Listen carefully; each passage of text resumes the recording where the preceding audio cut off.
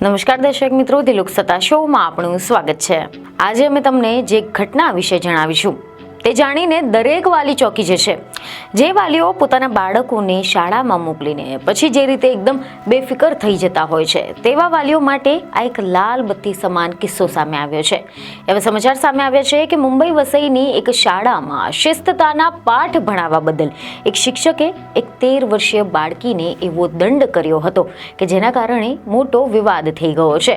જી હા, બાળકીના પરિવારજનોનો આરોપ છે કે તેને શાળામાં 100 ઉઠબેસ કરાવવામાં આવી હતી અને ત્યાર પછી તેની તબિયત અત્યંત ખરાબ થઈ ગઈ હતી અને અંતે હોસ્પિટલમાં સારવાર દરમિયાન આ બાળકીનો શ્વાસ સદાય માટે થંભી ગયો હતો। એવા સમાચાર સામે આવ્યા છે કે વસઈ ઈસ્ટના સાતાવલીના કુવરાપાડામાં આવેલા શ્રી હનુમાંત વિદ્યા મંદિર શાળામાંથી આ ઘટના સામે આવી છે કે જ્યારે 8મી નવેમ્બરની એક સામાન્ય સવાર હતી। કેટલાક બાળકો માત્ર થોડું મોડેથી પહોંચ્યા હતા।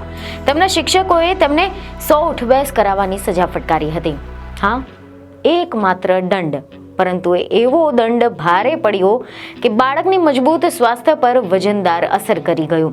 કેટલાક બાળકો પાસે તેમની સ્કૂલ બેગ પણ હતી। પોતાની બેગ ખભા પર બાંધીને તેઓ દંડ પૂર્ણ કરવા માટે મજબૂર બન્યા હતા અને આ બધામાં એક 13 વર્ષીય વિદ્યાર્થીની કાજલ ગૌણ કે જેના માટે આ દિવસ અન્ય દિવસોની જેમ જ હશે તેવું માનતી તે સ્કૂલ તરફ જઈ રહી હતી, પરંતુ તેને શું ખબર કે આજનો આ દિવસ તેના જીવનનો કેટલો ભયાનક દિવસ બની જશે। સ્કૂલની ઘંટી વાગી ગઈ હતી અને તે પણ શાળા પહોંચવામાં સહેજ મોડી પડી હતી। થોડી મિનિટો મોડું થવું એ કોઈ મોટી ભૂલ તો ન હતી, પરંતુ એ દિવસે ત્યાંના એક શિક્ષકે એક નિર્ણયથી શિસ્તનો અર્થ જ બદલાઈ ગયો હતો। શિક્ષકનો અવાજ પડ્યો, જે પણ વિદ્યાર્થીઓ મોડા આવ્યા છે બધાને 100 ઉઠબેસ કરવાની રહેશે।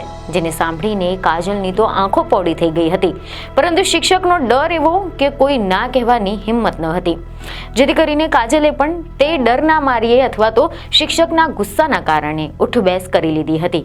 પરંતુ એ દંડ પછી તે ઘરે પરત આવી અને અચાનક જ તેની તબિયત લથડવા લાગી હતી, જેથી તેના પરિવારજનોએ તેને ઘરેથી હોસ્પિટલ, ત્યાંથી બીજી હોસ્પિટલ અને અંતે મુંબઈની જે હોસ્પિટલમાં સારવાર માટે ખસેડવામાં આવી હતી, પરંતુ એમાં તેનું શરીર સાથ ન આપી શક્યું અને અંતે 6 દિવસ સુધી લડ્યા પછી 14મી નવેમ્બરની રાત્રે 11 વાગ્યાની આસપાસ કાજલની નાની આંખો હંમેશા માટે બંધ થઈ ગઈ હતી। એવા સમાચાર સામે આવ્યા કે આ અંગે વસઈ પોલીસના જણાવ્યા પ્રમાણે 8મી નવેમ્બરે આ શાળાના કેટલાક વિદ્યાર્થીઓ શાળામાં મોડા પહોંચ્યા હતા। એમાંથી આ બાળકી પણ હતી। કુલ 50 જેટલા વિદ્યાર્થીઓ હતા અને બાળકીના માતા પિતાએ એવી ફરિયાદ કરી છે કે શિક્ષકે મોડા આવનાર વિદ્યાર્થીઓને 100 ઉઠબેસ કરાવવાનું કહ્યું હતું અને બાળકી જ્યારે ઘરે પહોંચી ત્યારે તેના પગમાં દુખાવો થઈ રહ્યો હતો। એના પછી તેને હોસ્પિટલમાં દાખલ કરવામાં આવી હતી। ત્યારબાદ 10મી તારીખે તેને મુંબઈની જે હોસ્પિટલમાં દાખલ કરવામાં આવી હતી, જ્યાં કેટલાક દિવસોની સારવાર દરમિયાન તેનું મોત થઈ ગયું હતું। માતા પિતાએ ફરિયાદ કરી છે કે બાળકીનું મોત એટલા માટે થયું છે કારણ કે તેને શાળામાં ઉઠબેસ કરાવવા માટે મજબૂર કરવામાં આવી હતી। આ સંબંધે અમે શાળામાં તપાસ કરી રહ્યા છે। અત્યારે વસઈ પોલીસે એક્સિડેન્ટલ ડેથ રિપોર્ટ દાખલ કરી છે।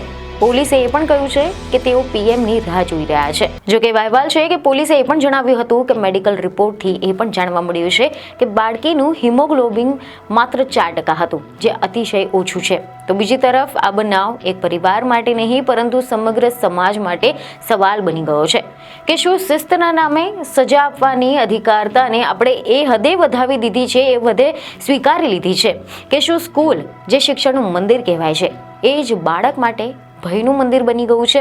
તો બીજી તરફ એવા અહેવાલ છે કે આ અંગે પાલઘરના પ્રાથમિક શિક્ષણ વિભાગના અધિકારીએ મીડિયા સાથેની વાતચીતમાં એવી જાણકારી આપી હતી કે આ બનાવને લઈને તપાસ માટે સમિતિ બનાવવામાં આવી છે। બાળકોને આ પ્રમાણે સજા આપવી એ ખોટું છે। આ શિક્ષણના અધિકાર કાયદાનું ઉલ્લંઘન છે। વાલીઓનું કહેવું છે કે ઉઠબેસના કારણે તેમનો જીવ ગયો છે। હજુ સુધી મોતનું સાચું કારણ સામે નથી આવ્યું, પરંતુ અમે શાળાની તપાસ શરૂ કરી નાખી છે। શિક્ષણના અધિકાર અધિનિયમના ઉલ્લંઘન બદલ શાળાની સામે કાર્યવાહી કરવામાં આવશે અને સજા આપનાર શિક્ષકની સામે પણ તત્કાલ તપાસ કરવામાં આવશે। શિક્ષણ વિભાગની પ્રાથમિક તપાસ અનુસાર 8 નવેમ્બરે આ શાળામાં એક શિક્ષકે કેટલાક વિદ્યાર્થીઓને મોડા આવવા બદલ ઊભા રાખીને તેમને ઉઠબેસ કરાવવા માટે કહ્યું હતું બાળકીને હોસ્પિટલમાં ભરતી કર્યાના 14 કે 15 નવેમ્બરે તેનો જીવ ગયો હતો. શિક્ષણ વિભાગનું કહેવું છે કે તેનું કારણ હજુ પણ સ્પષ્ટ નથી. જો કે આ ઘટના માત્ર દુર્ઘટના નથી, પરંતુ આ શિક્ષણ પ્રણાલી પર એક જોરદાર તમાચો પણ છે. આજના યુગમાં જ્યારે આપણે કહીએ છીએ કે બાળકોને મારવું કે સજા આપવી એ ગેરકાયદેસર છે, ત્યારે આ પ્રકારે એક બાળકનો જીવ ગુમાવવો, એ પણ માત્ર થોડું મોડું આવવા બદલ, આ કારણોસર આ ઘટના બતાવે છે કે આપણા દેશની ઘણી બધી સ્કૂલોમાં હકીકત કાગળના કાયદાથી કેટલું જુદું છે. આ ઘટના માત્ર કાજલની નથી, પરંતુ દરેક બાળકની પ્રતિબિંબ છે કે જ્યાં શિસ્તના નામે ભયનું વાવેતર થાય છે.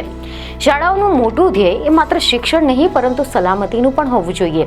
બાળકોને ફૂલની માફક વધવા દેવા જોઈએ, જેને શિક્ષણનું પાણી અને પ્રેમના છાંટાની જરૂર હોય છે, નહીં કે દંડ અને ભયના પ્રહારની. કાજલ ગૌરની આ ઘટના આપણને દર્શાવે છે કે શિસ્તની મર્યાદા એ રીતે નક્કી કરવી જોઈએ કે બાળકનું ભવિષ્ય બને, નહીં કે તેનું જીવન જ છીનવી લે.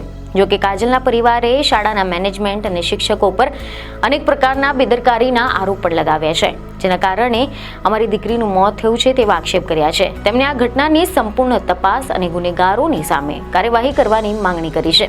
આ ઘટના બાદ વાલીઓ અને વિદ્યાર્થીઓ શાળા નજીક મોટી સંખ્યામાં એકઠા થઈ ગયા હતા. વસઈના જૂથ શિક્ષણ વિભાગ તરફથી એવી જાણકારી આપવામાં આવી હતી કે આ સમગ્ર મામલાની વિગતવાર તપાસ કરવામાં આવશે અને રિપોર્ટ રજૂ કરવામાં આવશે. શિક્ષણ વિભાગ હંમેશા વિદ્યાર્થીઓની સલામતી અંગે તમામ શાળાઓને સૂચનાઓ આપતી રહે છે. આરટીઈની 2009ની શિક્ષણ કાયદામાં એવી જોગવાઈ છે કે વિદ્યાર્થીઓની શારીરિક અને માનસિક રીતે સજા કરવી એક ગુનો છે. તો હવે આ અંગે તમારું શું કહેવું છે? શું આ રીતે બાળકોને આ પ્રકારની કપરી સજા આપવી શું યોગ્ય છે? આ અંગે તમારો શું અભિપ્રાય છે તેમને કોમેન્ટમાં જરૂરથી જણાવો. બીજને ખબર સાથે ફરી મળીશું. ધન્યવાદ.